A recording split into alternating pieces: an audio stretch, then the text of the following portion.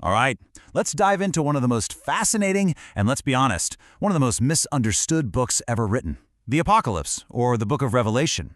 We're going to be looking at it through the eyes of scholar Richard Bauckham, and we're going to see how its wild, powerful symbols weren't meant to hide meaning at all, but to open our eyes to something profound. So, when you think of Revelation, what's the first thing that pops into your head? Probably multi-headed beasts, right? Or maybe dragons, crazy plagues? It's really easy to just see the whole book as this collection of bizarre, almost grotesque images, or maybe a secret code that only a few people are supposed to get.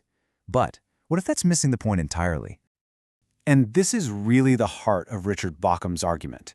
He says, look, the author, John of Patmos, he was a visionary artist, like on a whole other level. He wasn't building a puzzle box for us to solve.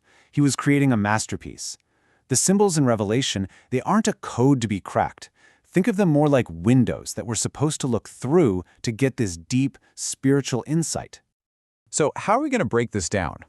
First, we're going to look at what makes John's vision so different from anything else at the time. Then, we're going to do a deep dive into two of his most powerful symbols, the lamb and the dragon. And I think by the end, you'll see this kind of symbolism in a completely new light. Okay, first things first. We have to understand just how radically different Revelation was from other apocalyptic books that were floating around back then. You know, John wasn't just following some trend, he was basically reinventing the entire genre. So here's the crucial difference. While other apocalyptic works like a book called For Ezra were super heavy on these long dialogues where an angel has to pop in and explain what everything means, John's book is just overwhelmingly visual. He creates the single massive interconnected world of images, and the symbols are actually designed to interpret each other inside that world, instead of needing some angel to hand you a decoder ring. And wow, this chart just says it all, doesn't it? Look at the sheer volume here. The vast majority of Revelation is visionary stuff. Now compare that to its contemporaries, 2 Baruch and 4 Ezra. Visions make up just a tiny little sliver of those texts. Bauckham actually argues that the whole visual imagination of this tradition was in decline. John didn't just reverse that trend, he absolutely blew it out of the water. Yeah, let that number sink in for a second. In a book like 2 Baruch, which has almost 700 verses, only 36 of them contain visions. Just 36. In a literary world that was leaning more and more towards long-winded explanations, John's work was a visual explosion. He wasn't just writing, he was painting with words, and it was nothing short of revolutionary. All right, let's move on to our first case study and see how this all works in practice.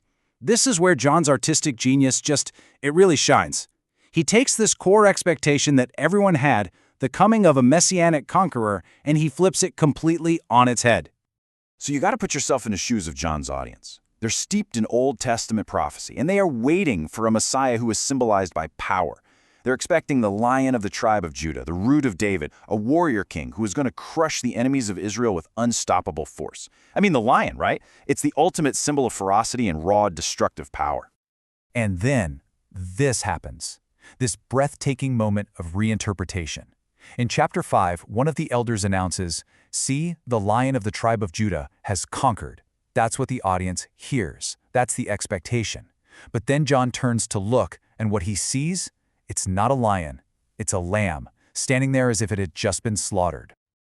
Now, John isn't just throwing out the hope for victory. Not at all. He is radically redefining what victory is and how you get it. By putting these two images right next to each other, the lion and the lamb, he creates an entirely new symbol. Conquest isn't about military might anymore. It's about sacrificial death. The lamb's victory is the victory of the Passover, a victory that redeems and sets free.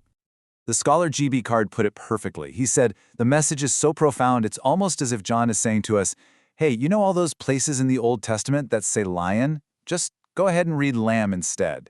It's a complete re-education of the entire messianic imagination. It's brilliant. Okay, now for our second deep dive, the dragon. So if the lamb redefines victory, the dragon redefines the enemy.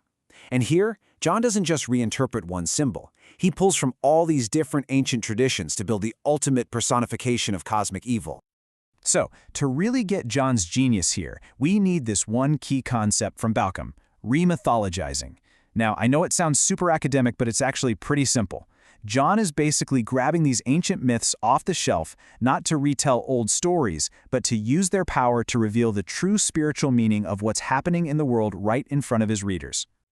This is where you can really see his artistry. He's like a master chef, just combining these 4 key ingredients. First, he grabs Leviathan, the ancient sea monster, the symbol of pure chaos. Then, he adds in the way the Old Testament prophets used that same image to talk about political enemies like Egypt and Babylon. Next, he weaves in the serpent from the Garden of Eden, the ultimate deceiver. And then, for that final touch, he hints at pagan myths of dragon slayers, which is this subtle clue that this great evil, it's destined to fall. And you have to imagine how potent this would have been for his original audience in Asia Minor. Why? Because the serpent was everywhere. It was the most common symbol for pagan gods in their cities. It was tied to Asclepios, the god of healing, to the mystery cults of Dionysos, even to Zeus himself. So John takes the #1 symbol of their gods and brands it as the ultimate enemy of the one true God. I mean, that is a direct, powerful challenge to the entire religious world they lived in. So let's bring all this together. When we look at the lamb and the dragon, we start to see this really consistent artistic and theological strategy at play. John's purpose was never to create some secret code to confuse his readers. His goal was to manifest, to make visible the deep spiritual truths about the real nature of power, of victory, and of evil. His visions are a tool to sharpen our perception. And just as Bauckham says, this is the real power of symbols. They're not just pretty pictures. They have the power to fundamentally change how we think and how we orient our lives. By seeing the lamb as the true lion, the first Christians were being taught a whole new way of living under Roman rule. A way that wasn't about violent rebellion, but about the radical power of faithful witness, even if it meant death. And that really leaves us with a final thought, doesn't it? If we stop treating Revelation like a puzzle we have to solve, and we start seeing its images as windows into a deeper reality, well, the whole question changes. It's no longer, what does this code mean?